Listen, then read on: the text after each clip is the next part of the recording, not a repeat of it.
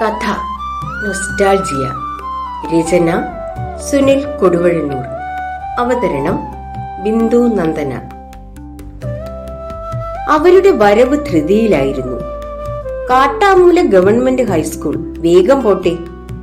കൈനീട്ടമാണ്. കാക്കണേ ദേവി എന്ന പ്രാർത്ഥനയോടെ ഡ്രൈവർ ഓട്ടോ എടുത്തു. നിനക്കാ കാറങ്ങ് മാറ്റിക്കൂടെ ഉണ്ണി?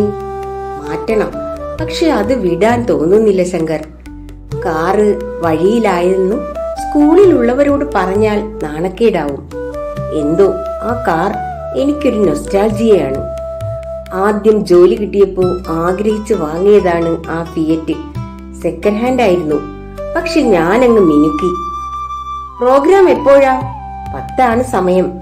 ഗസ്റ്റൊക്കെ വന്നു തുടങ്ങുമ്പോ 11 ക്ഷണിച്ചവരൊക്കെ വരില്ലേ?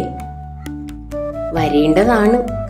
1980 SSLC ബാച്ച് രജിസ്റ്ററിൽ നോക്കി പഴയ വിലാസം തപ്പിയെടുത്ത് കിട്ടിയവർക്കൊക്കെ അയച്ചു.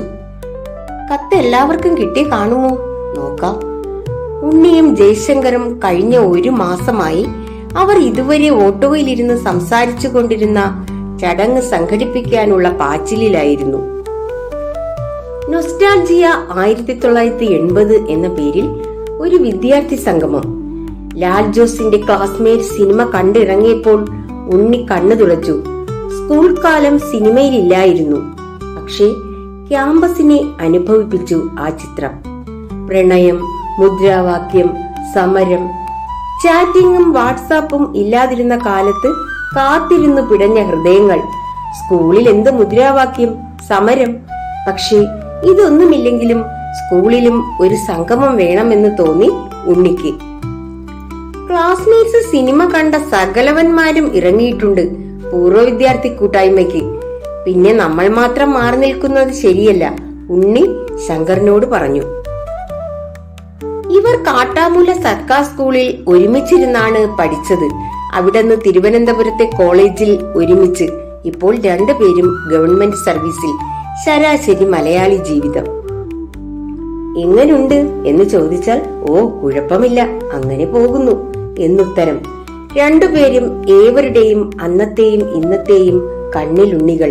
അതുകൊണ്ട് തന്നെ പൂർവ്വ വിദ്യാർത്ഥി സംഗമം എന്ന കാര്യം പറഞ്ഞപ്പോൾ തന്നെ ഡാനിയേൽ സാറിന് സന്തോഷമായി. ആലോചനാ യോഗം വിളിച്ചു.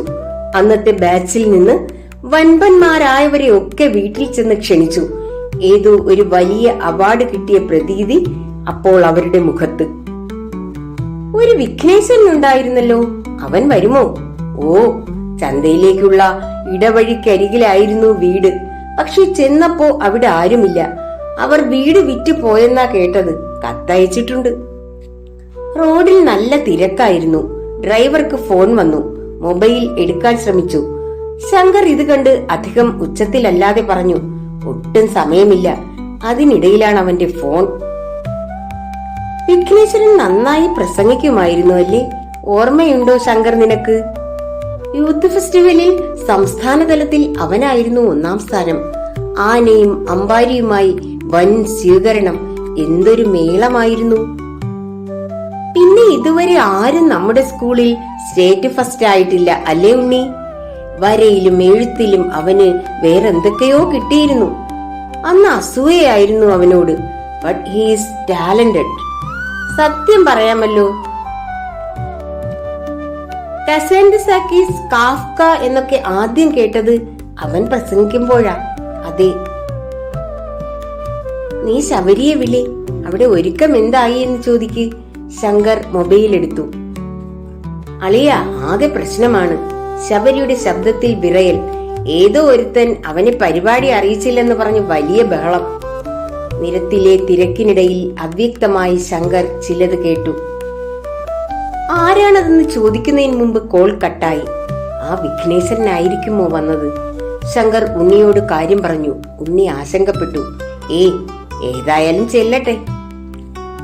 മൊബൈൽ വിളി തുടർച്ചയായപ്പോൾ വണ്ടി റോഡരികിലേക്ക് നിർത്തി ഡ്രൈവർ യാത്രക്കാരോട് ചോദിച്ചു, 1 നിമിഷം ഞാൻ ഫോൺ എടുത്തോട്ടെ? അസ്വസ്ഥമെങ്കിലും യാത്രക്കാർ തലയാട്ടി. മറുതലയ്ക്കൽ നിന്ന് കരച്ചിലായിരുന്നു ആദ്യം. കുഞ്ഞിന് സീരിയസ് ആണ്, സർജറി വേണമെന്ന് പറയുന്നു, മരുന്ന് വാങ്ങണം. കയ്യില് കാശ് തീർന്നു. എന്തു ചെയ്യും? നിക്ക്, ഞാൻ സവാരി പോവുകയാണ്. 5 മിനിറ്റ് കഴിഞ്ഞ് തിരികെ വിളിക്കാം. ഡ്രൈവർ, വിളിച്ചു കഴിഞ്ഞില്ലേ? വേഗം പോട്ടെ. നാശം, യാത്രക്കാർ പിടച്ചു. സ്കൂളിന്റെ മുന്നിലെത്തി ഓട്ടോ തിരിക്കുമ്പോഴും അതുവരെ പിന്നിലിരുന്ന കൂട്ടുകാർ തന്നെ തിരിച്ചറിഞ്ഞില്ലല്ലോ എന്ന ആശ്വാസമായിരുന്നു വിഘ്നേശ്വരന്. യു ടേൺ എടുക്കുമ്പോൾ സ്കൂളിൽ നിന്ന് ആരൊക്കെയോ തിരിച്ചു വിളിക്കുന്നത് പോലെ ആന, വാദ്യമേളങ്ങൾ, അസംബ്ലി, അഭിനന്ദനങ്ങൾ. സ്കൂൾ മുറ്റത്ത് ഒരു കുട്ടിയുണ്ട്. എപ്പോഴും തനിച്ചിരുന്ന് കസാൻഗിസാക്കിനെ പഠിക്കുന്നു. ഇത് നിന്റെ എന്റെയും ചരമശുശ്രൂഷയ്ക്ക് ഹൃദയത്തിൽ നിന്നേ കുറിച്ച ഗീതമെന്ന് ഉരുവിട്ട് ഭൂമിയുടെ വിലാപങ്ങൾ സദസ്സിനെ അറിയിക്കാൻ കവിത കണ്ണാക്കുന്നു. ദാ ആ സ്റ്റാഫ് റൂമിന്റെ മുന്നിൽ വെച്ചാണ് നീ പ്രസംഗിച്ചു നടന്നിട്ട് കാര്യമില്ല, ഇങ്ങനെ പോയാ മുട്ട കിട്ടും എന്ന് നളിനി ടീച്ചർ പ്രവചിച്ചത്.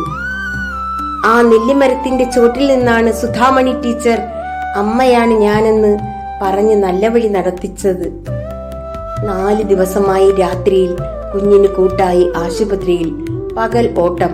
ഉറങ്ങിയിട്ട് ദിവസങ്ങളായി. മുഷിഞ്ഞ നാറ്റം ദേഹത്താകെ. എങ്ങോട്ടാ? പുതിയ സവാരിക്കാരനാണ്. ഓ, വിഘ്നേശ്വരൻ തല പുറത്തേക്ക് നീട്ടി. കച്ചേരിപ്പടിയിൽ പോകണം.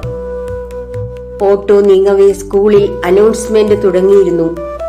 ഈ വിദ്യാലയ മുറ്റത്ത് നിന്ന് വസന്തം വിരിയിച്ച പ്രതിഭകളുടെ പൂർവ്വ വിദ്യാർത്ഥി സംഗമത്തിലേക്ക്, ആ നല്ല കാലത്തേക്ക് സ്വാഗതം. പരിപാടി ഇതാ തുടങ്ങുകയായി. സ്കൂളിലെ മേളപ്പെരുക്കത്തിനിടയിൽ വിഘ്നേശ്വരന്റെ ഓട്ടോയുടെ ചക്രങ്ങൾ കച്ചേരിപ്പടിക്കും ജീവിതത്തിനുമിടയിൽ ഇനി എത്ര കാതമെന്ന് അളക്കുന്നതിന്റെ തിരക്കിലായിരുന്നു.